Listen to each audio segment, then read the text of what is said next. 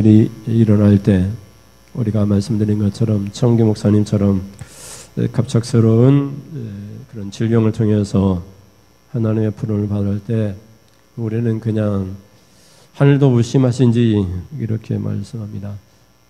하나님이 바른 판단을 하고 계시는가, 그렇게 우리가 이유 없는 그런 말을 하게 됩니다. 화면을 보시면 장례식장에 있는 그런 뭡니까 안내 화면인데요. 다음 화면 보겠습니다. 화면을 보시면 이렇게 목사님에 대해서 간단하게 소개를 하고 있습니다. 하영교회는 경산 지역에 있는 좀 큰 교회입니다. 교회가 있는 교회이고 장로님도 수십 명 있는 그런 교회인데 이렇게 갑자기 하나님께서 데려가셨습니다. 갑작스러운 폐경화증이기 때문에 이렇게 폐가 이게 살아나야 되는데 살아나지 못해서 이렇게 먼저 하나님께서 그를 데려가신 것입니다. 왜 하나님이 이렇게 젊으신 또 주의 종을 목사님을 이렇게 빨리도 불러가십니까? 제가 언젠가도 말씀드린 적이 있는데 제가 학부 시절에 2학년 때인가 같이 공부했던 선배이자 같이 공부했던 그런 신학교 그런 우리 학과 학생이 그 당시에는 이제 전도사 사역을 했기 때문에 여름이 되면 수련회를 갑니다. 그러면은 아이들과 함께 물놀이를 하게 됩니다. 근데 물놀이 하는 장소에서 이제 포크레인으로 이렇게 모래를 퍼내니까 갑작스럽게 이제 그 모래바닥이 막 드러나면서 깊어지게 되는 그런 곳이 있었던 것 같아요. 그래서 아이들이 빠져 들어가니까 전도사님이 아이들을 구하고 자신은 나오지 못하고 언제 죽게 되었습니다. 그래서 우리가 이제 우리 같이 공부했으니까 우리 학생들도 같이 가서 장례를 치르고 교회에서도 굉장히 마음 아픈 그런 경험을 했습니다. 누구보다도 이렇게 따뜻한 그런 마음을 가지고 또 열심히 사역했던 그런 전도사님이었는데 하나님이 그를 데려가셨습니다. 그런가 하면 우리가 믿는 우리 주님 예수님은 33세에 십자가를 지시고 천국으로 이렇게 승천하시고 가셨습니다. 어떤 분들은 100세 이상 사는 분들이 많이 있습니다. 이렇게 오늘날처럼 병원이나 여러 가지 시설이 좋아지기 때문에 아프면 언제 병원에 갑니다. 병원 가가지고 또 고치고 조금만 아파도 약으로 치료합니다. 면역력이 떨어지지 않도록 건강 운동도 많이 하고요. 또 항생제라는 것도 많이 나오기 때문에 항생제를 투여하면 웬만한 그런 병균들은 다 죽어 나가니까 아주 위대한 발견이라고 합니다. 페니실린에서 나오는 게 항생제의 성분이 많은 사람들의 병을 고쳐줍니다. 수술하면 다 항생제를 통해서 감염되지 아니하도록 그렇게 이렇게 수술 이후에도 항생제를 맞게 됩니다. 근데 여러분 우리가 100세 이상을 산다 한들 결국 지옥의 불구덩이에 떨어지는 그런 사람이 되어진다면 우리가 100세를 산든 그게 무슨 의미가 있겠습니까?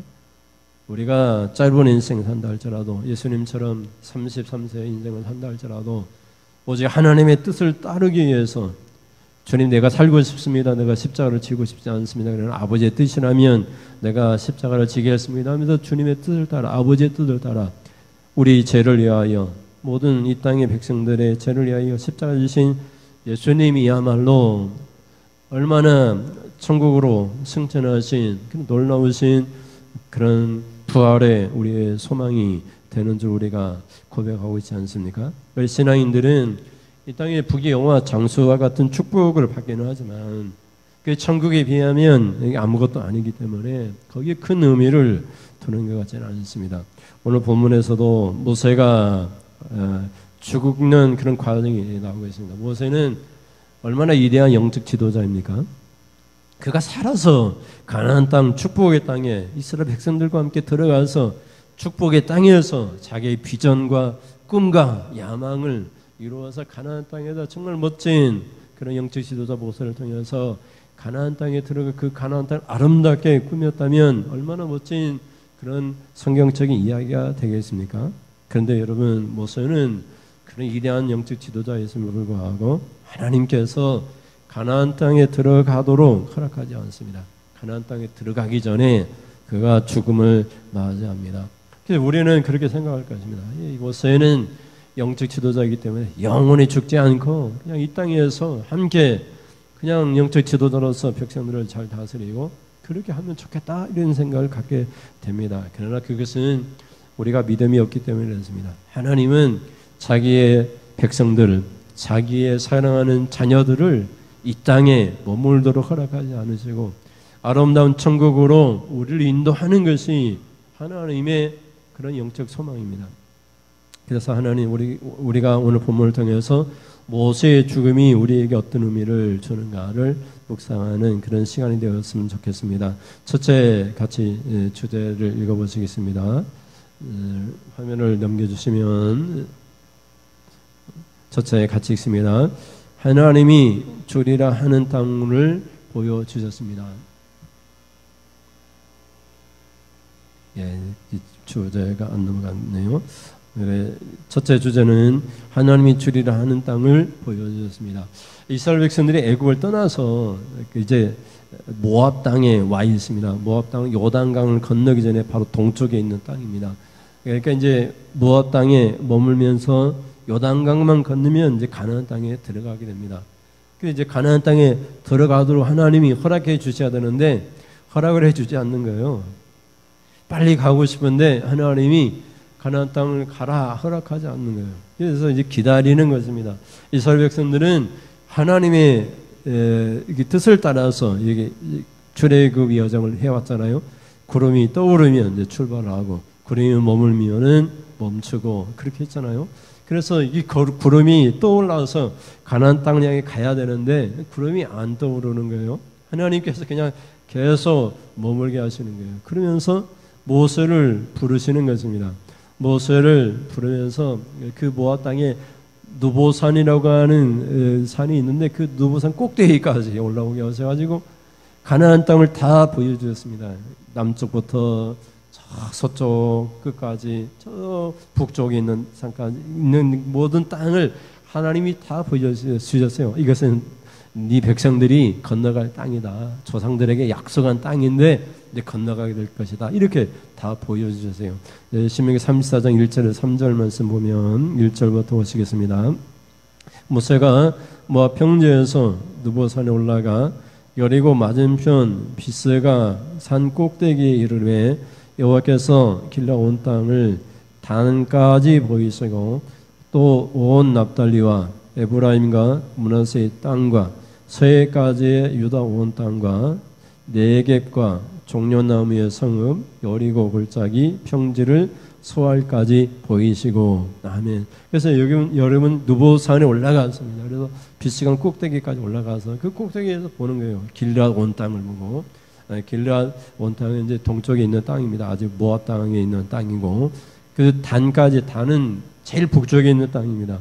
온 납달리 에브라임과 므낫세 북쪽에 있는 지파가 차있던 에브라임 땅이죠. 그리고 밑에 있는 땅이 므낫세 땅이고 서해까지 유다 온 땅과 네겝은 내 남쪽이라는 뜻이니까 제일 밑에 있는 땅까지 다 보여주세요. 여리고 골짜기 이렇게 다 보여주세요. 그러면은 이 땅을 하나님이 주시겠다고 한 땅인데 그걸 다 보여주셨어요. 근데 신앙생활은 뭐냐 하는 것입니다. 신앙생활은 내가 지금 가지는 않지만 보여주는 거예요. 내가 지금 천국에 가지는 않지만 천국을 보여주는 것이 신앙생활이에요. 그러니까 하나님께서는 우리가 믿음을 갖고 하나님 나라 천국을 다 보게 하셨어요. 천국을 본 사람들은 이 땅에 큰 의미를 두지 않습니다. 이 땅에 살아가는 날 동안 사명이 있기 때문에 우리가 이 땅에서 그 사명감 때문에 살아가지만은 뭐 돈을 벌거나 자식이 잘 되거나 무슨 뭐 내 명예를 위한 그런 일들에 우리가 막 목숨 바치듯이 그렇게 살아가지 않습니다. 왜냐하면 천국은 다 있기 때문에 천국은 우리의 모든 소유가 되기 때문에 그 하나님이 보여주셨어요. 모세에게. 그것을 보는 것이 우리 신앙인들의 삶입니다. 그래서 이스라엘 백성들에게는 가나안 땅을 보여주세요. 모세에게 보여주세요. 그리고 오늘 우리를 살아가는 성도들에게는 하나님 나라를 타고 하나님 나라 이런 곳이다. 그리고 이 땅에서 예수님 모신 곳이 하나님 나라다. 너희가 어렵냐? 예수님 모시고 살아라. 예수님과 동행해라. 그러면은 그것이 천국이 될 것이다. 예수님이 도와주실 것이다. 예수님의 이름으로 기도해라. 예수님의 이름으로 기도하면 아버지의 영광을 위하여 예수님께서 시행할 것이다. 어렵지 않다.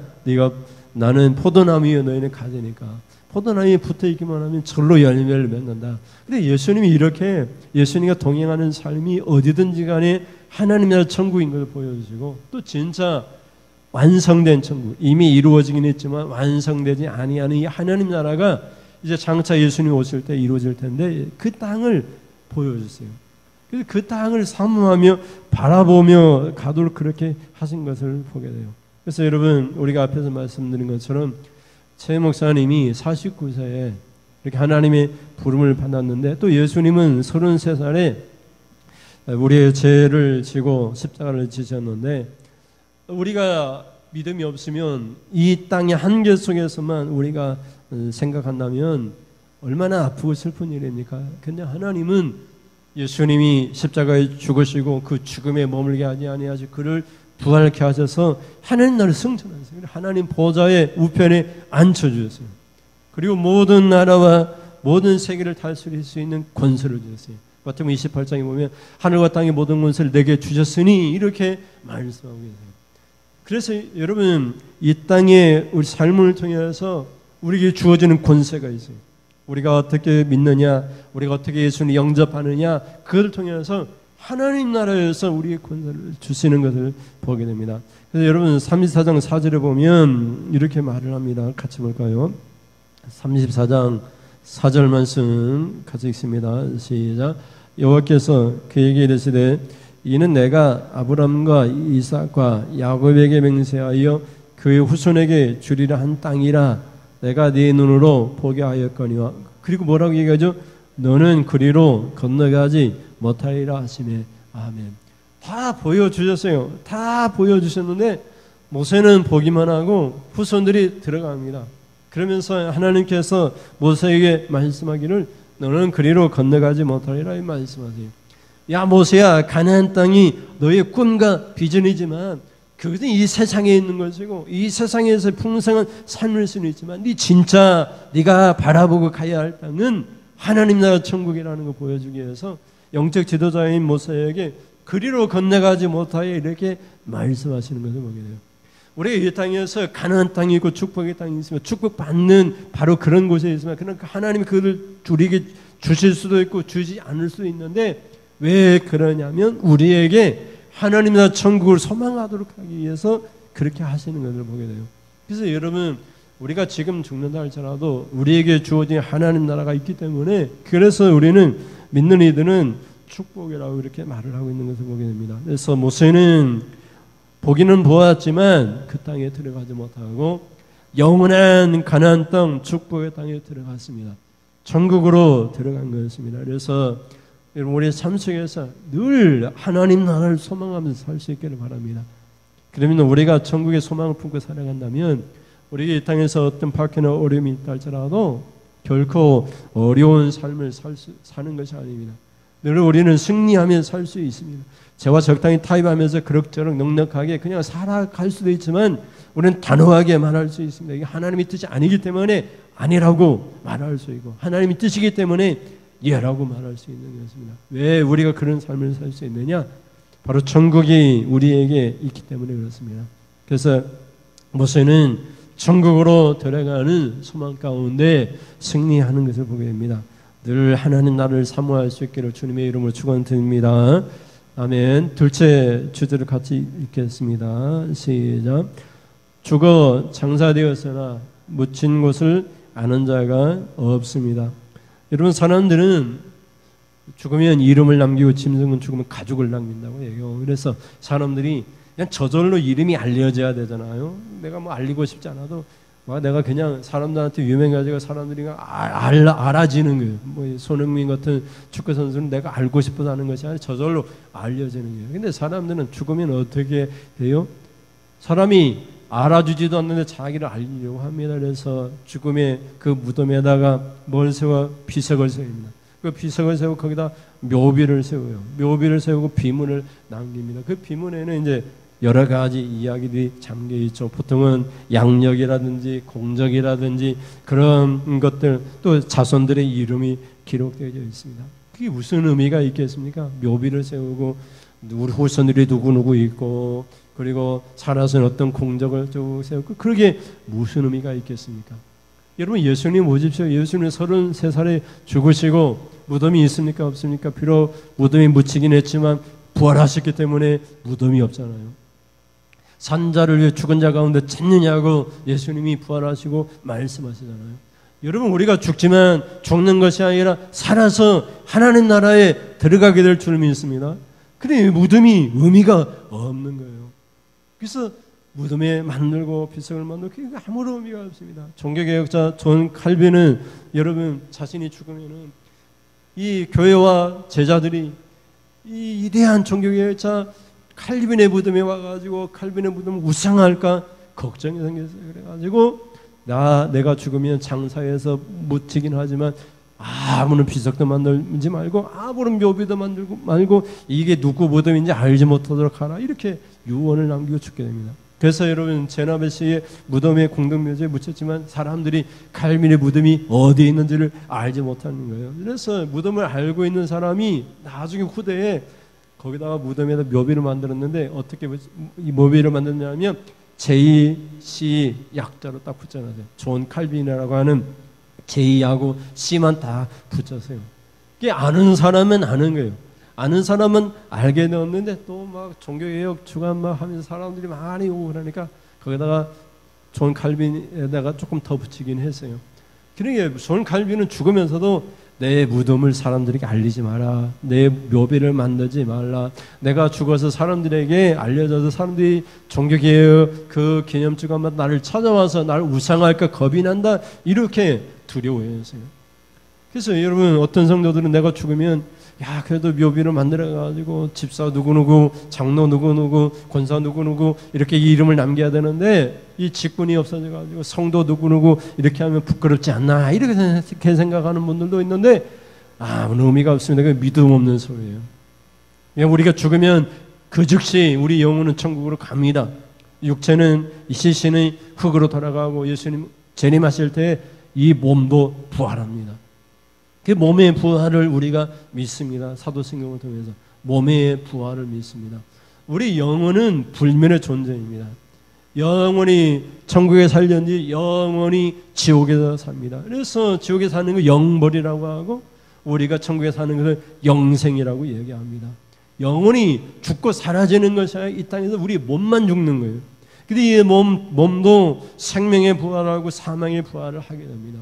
그러니 여러분 생명이든지 사망이든지 부활할 우리가 죽은 묘비가 무슨 필요가 있겠어요? 예수 믿지 않는 사람들은 예수님 오신 사망의 부활을 해요. 부활해가지고 그 몸이 지옥에 있는 영혼과 결합해가지고 영원토록 고통을 당합니다. 우리 예수 믿는 사람들은 십자가를 통해서 죄가 해결됐기 때문에 영혼은 죽는 자 천국에 가고 우리의 이 썩은 몸도 예수님 오실 때에 다시 결합해서 천국에서 영원히 살게 됩니다. 그래서 우리는 몸의 부활을 믿는 거예요. 그러니 여러분 우리가 묘비를 만들거나 무덤을 만드는 것은 우리 신앙인들에게 그렇게 의미가 없습니다. 그래서 우리 신앙인들 중에서도 묘비를 거창하게 만들고 그래서 가꾸고 누구누구 양력을 넣고 그런 것은 어떤 의미에서 보면은 좀 슬픈 그런 이야기라고 할 수 있습니다. 여러분의 이름은 어디에 기록되어 있습니까? 하나님 나라의 생명책에 기록되어 있습니다.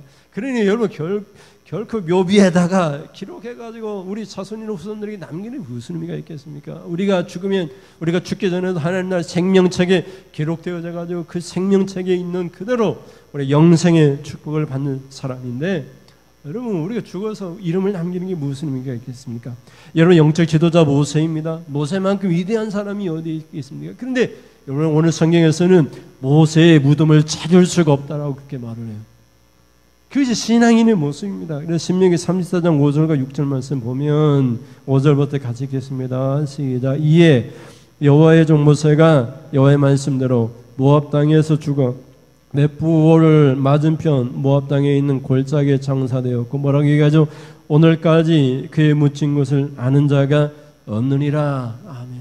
그래서 여러분, 장사하긴 했습니다. 이스라엘 백성들이 모압 땅에 있는 어떤 골짜기에 장사하긴 했지만은 모세의 무덤을 아는 이가 없어요. 왜냐하면은 모압 땅을 건너가 가나안 땅에 들어갔으니까. 모압 땅에 남아 있는 그런 지파들도 있기는 했지만은 이미 가나안 땅에 들어갔으니까 다시 모압에 올 일도 없고, 먼 시간이 지나면서 무덤을 찾는 일이 쉽습니까? 그 무덤에 나무도 자라고 막 그럴 텐데, 근데 이 무덤이 어디 있는지 알지 못하는 거예요. 그래서 그가 죽었으나 오늘날까지 그가 묻힌 것을 아는 자가 없다, 이렇게 말하는 거예요. 그래서 이스라엘 백성들은 이렇게 무덤이 없다, 아는 이가 없다 이렇게 얘기하니까 모세가 승천했다 이렇게 말하는 분도 있어요. 엘리야가 승천한 것처럼 모세가 승천했을 것이다 이렇게까지 주장하는 일부 학자들도 있어요. 그래서 여러분, 우리 신앙인들은 모세가 얼마나 위대한 영적 지도자입니까?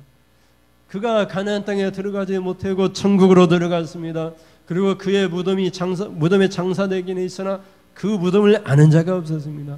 이것을 묵상하면서 우리가 죽음 이후에 비문을 남기고 묘비를 만들고 무덤을 만들고 그런데 의미를 두지 말고, 우리는 죽는 듯이 살아납니다. 살아있는 사람이 무슨 무덤이 필요하겠습니까? 무슨 이 땅에 이름이 필요하겠습니까? 하나나라의 생명책에 비문의 묘비에 기록하는 것보다 더 거룩한 이름이, 우리의 이름이 기록되어 가지고 예수님의 생명책을 딱 열어보면서 우리의 이름을 부를 텐데, 우리 이름을 부르면서 우리가 살아있는 존재라고 생명 영생을 얻은 존재라고 말할 텐데, 이 땅에 죽은 자의 이름으로 남겨지는 것이 무슨 의미가 있겠습니까? 이 땅에 죽은 자의 묘비를 만들고 그 무덤을 만드는 것이 무슨 의미가 있겠습니까? 우리가 세월이 많이 지나서 전에는 화장하는 것이 예수 믿는 사람이 부활 못한다고 그래 걱정한 분들도 있는데, 그게 아무런 의미가 없어요. 다 몸은 흙으로 돌아가니까 화장을 하든 다 흙으로 돌아가지만 몸은 부활합니다. 그러니 좀 우리 기독교는 좀 깨끗하게 무덤 없이 하나님 나라 소망을 품으며 그렇게 사는 것이 얼마나 아름답고 복된 축복입니까? 왜냐하면 우리는 죽지 않습니다. 우리 영생합니다. 예수를 믿음으로. 우리의 무덤은 없습니다. 이런 믿음으로 우리가 오늘 모세의 무덤을 우리가 묵상하면 좋겠습니다. 마지막으로 셋째 같이 보시겠습니다. 신앙이 예준아 집중 좀 해. 셋째 같이 읽습니다. 시작. 신앙인들은 전국에서 모세와 같은 선지자보다 큰 자입니다. 여러분, 사람들은 누군가를 닮으려고 그래요. 막 건강하지 못한 사람은 건강한 사람 좀 닮고 싶어. 나도 건강해질 거야. 운동하면서. 또 아름다운 사람을, 아름다운 미모를 담기 성형수술을 하기도 하고, 또 가난한 사람은 부자가 되기 위해서 열심히 돈을 벌기도 하고, 또 낮은 자리에 있는 사람은 높은 자리에 앉아가지고 좀 성공하고 싶은 그런 야망과 꿈을 가집니다. 근데 여러분, 세례 요한이 있지 않습니까? 예수님의 제자들이 예수님 말씀을 듣다가 세례 요한이 광야에 있다는 소식을 듣고 세례 요한을 보려고 갔습니다. 보고 이제 왔어요. 와가지고 또 어떤 제자들은 세례 요한을 보고 그곳에서 머물고 있었어요. 그래서 예수님이 제자들에게 말을 하는 거예요. 야, 이놈들아, 너희가 누구를 보려고 나갔냐? 응?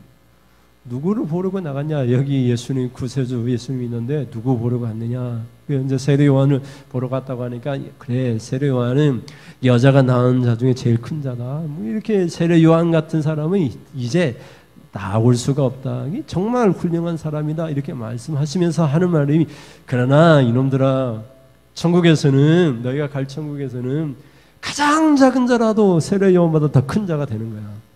이렇게 말씀하는 거예요. 그러니까 여러분, 천국에서는 가장 가난한 사람도 이 땅에 가장 큰 부자보다도 더 큰 부자가 되는 거예요. 가장 약한 자도 이 땅에 가장 강한 자보다 더, 천국에서는 가장 약한 자도 큰 자가 되는 거예요. 천국 완전히 변화가 일어납니다. 여러분, 돈도 없고 아무리 초라한 인생을 사는 사람이다 할지라도 천국에서 가장 가난한 자보다 나은 삶을 살 수가 없어요. 그래서 우리가 천국을 바라보는 거예요. 그래서 이런 마태복음 11장 11절 말씀 볼까요? 11절 같이 읽겠습니다.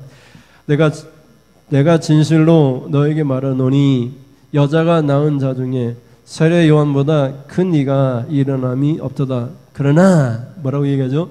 천국에서는 극히 작은 자라도 그보다 크니라. 아멘. 이 극히 아주 작은 자라도, 여러분 이 세상의 부귀 영화를 누린 그 어떤 사람보다 더 크고 위대한 사람이 되는 것이 바로 천국의 생활이에요. 그러니 여러분 이 땅에서 무엇이 없고 무슨 문제 때문에 아파하고 고통할 이유가 없이 하나님 나라의 소망을 둔 사람들은 그 모든 것보다 더 큰 자가 되기 때문에, 이것이 예수님이 우리에게 주신 십자가의 선물이에요. 이것이 하나님 나라를 바라보며 살아가는 성도의 삶입니다. 그러니까 모세가 가나안 땅에 들어가지 않아도 느보산 꼭대기에 올라가서 그 가나안 땅을 보면서도 네가 여기서 건너가지 못하고 죽으리라 할지라도 그가 축복받은 하나님 나라를 더 크게 생각한 거예요. 가나안 땅이 아무리 크다 할지라도 천국에서는 극히 작은 것이 가나안 땅보다 더 크기 때문에 모세는 가나안 땅에 들어가는 것보다 천국에 가야 된다 하나님 말씀을 듣고 순종하고 천국으로 들어간 거예요. 여러분 이 땅에 정기 목사님처럼 49세 인생을 산다 할지라도 그가